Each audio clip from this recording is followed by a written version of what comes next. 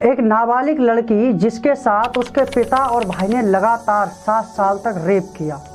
वह 7 बार गर्भवती भी हुई। पेट दर्द हुआ तो उसकी मां ने कभी दवा खिला दी तो कभी गर्भपात करवा दिया।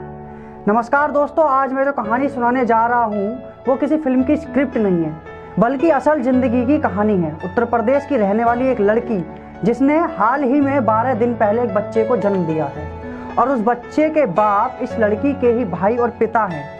यह सब कैसे हुआ और कौन उस लड़की का सहारा बना, यह सब जानने के लिए पूरी कहानी शुरू से जानते हैं। साल 2004, मई का महीना।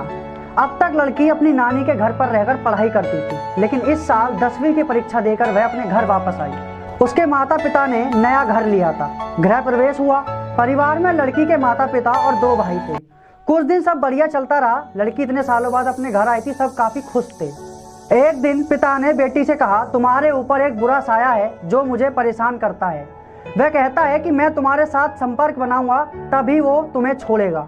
लड़की ने बात नहीं मानी तो पिता ने उसे जूते चप्पल और लकड़ी के पट्टे से उसकी पिटाई की। उसका सिर दीवार में दे दे के मारा। उसे एक कमरे में घसीट कर ले गया। कुछ देर वह चुपचाप एक कोने में पड़ी रोती रही। पिता आया और उसने अपनी बेटी के ही कपड़े फाड़ डाले, फिर उसके साथ गलत काम किया। लड़की 1 घंटे तक उसी कमरे में पड़ी रोती रही। उसने हिम्मत जुटाई और पूरी बात अपनी माँ को बताने का तय किया। बाहर निकली और माँ से रोते हुए उन्हें पूरी बात बताई, जिस पर माँ का जवाब था कि कोई बात नहीं, तुम्हारे बाप ने ही तो किया है, तुम उसे भूल जाओ, घर की बात घर में ही रहनी चाहिए। इन सब के बाद माँ खुद उसे पिता के पास भेजने लगी। अब हर रोज पिता उसके साथ गलत काम करता। वह कुछ दिन तक यह सब सहती रही। पेट में दर्द होता, वह चिल्लाती तो माँ उसको दवाई गोली देकर चुप करा देती थी। जब उससे बर्दाश्त नहीं हुआ, जब उसकी बर्दाश्त से बाहर जाने लगा तो उसने अपने बड़े भाई को ये सारी बातें बताई। उसको उम्मीद थी कि बड़ा भाई उसकी मदद जरूर करेगा, इन सब से बचने में उसकी सहायता करेगा, लेकिन ऐसा नहीं हुआ। बड़े भाई ने उसकी मदद करने की बजाय खुद उसके साथ रेप किया, यानी कि अपनी ही बहन की मजबूरी का फायदा एक भाई उठाने लगा और उसके साथ रोज रेप करने लगा। अब उसे कुछ समझ नहीं आ रहा था कि वह किससे मदद ले। बाप, माँ, बड़ा भाई सब इसमें शामिल थे। उसके छोटे भाई की इन सब चीजों को समझ पाने के लिए उम्र बहुत कम थी। जब उसने सारी बात नानी और मामा को बताने का सोचा तो माँ बाप ने उसके छोटे भाई को जान से मारने की धमकी दे दी। वह धमकी से डर गई। छोटे भाई की जान बचाने के लिए उसने किसी को यह बात नहीं बताई और यह सिलसिला आए दिन होने लगा। एक दिन पीड़िता के पेट में बहुत तेज दर्द होने लगा, फीवर भी था। घर वालों ने बुखार की दवाई दे दी पर उससे कोई असर नहीं हुआ।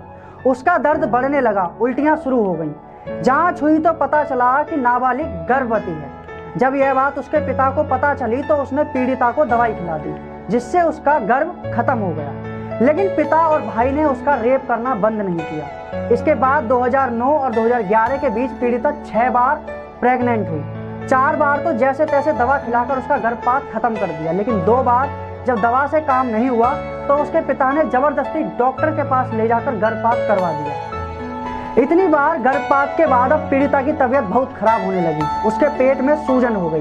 वह दिन भर बस दर्द से कराहती और रोती रहती थी। एक दिन उसकी माँ चोरी छिपे उसे डॉक्टर के पास ले गई। उसकी जांच कराई। पता चला कि गर्म दवाई खाने से उसकी किडनी और लीवर में इन्फेक्शन हो गया है। अगर सही समय पर इलाज नहीं मिला तो उसकी जान को खतरा हो सकता है। इस पर भी उसके माँ बाप को उसके ऊपर दया नहीं आती। उसकी माँ ने जब यह बात पिता को बताई तो वह बोले कि अगर मर जाएगी तो मर जाने दो, यहीं घर के आंगन में गाड़ देंगे, किसी को कुछ पता नहीं चलेगा। अब लड़की को इस बात का अंदाजा हो गया था कि घर वाले इसका इलाज नहीं कराएंगे और उसे मरने के लिए छोड़ देंगे और दिन ब दिन उसका इसी तरीके से इस्तेमाल करेंगे। लड़की की दिन ब दिन उसकी तकलीफ बढ़ती जा रही थी, साथ ही उससे अब आए दिन होने वाला गलत काम बर्दाश्त नहीं हो रहा था। जब वह इसे मना कर देती थी तो पिता उसको मारता था, भाई भी उसको मारता था, लेकिन उसके साथ गलत काम जरूर करते थे। अपना ही घर अब उसके लिए ऐसा नरक बन गया था कि जहां 1 मिनट भी सांस लेना मुश्किल था। परेशान होकर पीड़िता घर से भागकर सीधे उस वक्त सीएम के पास पहुंच गई। जब पीड़िता ने सीएम को पूरी बात बताई, सीएम ने तुरंत सभी अधिकारियों को उसके घर वालों को पकड़ने का आदेश दे दिए। पुलिस ने उसी दिन पीड़िता के पिता, भाई और माँ को अरेस्ट कर लिया। पीड़िता का बयान दर्ज हुआ। अब वे तीनों जेल में बंद हैं।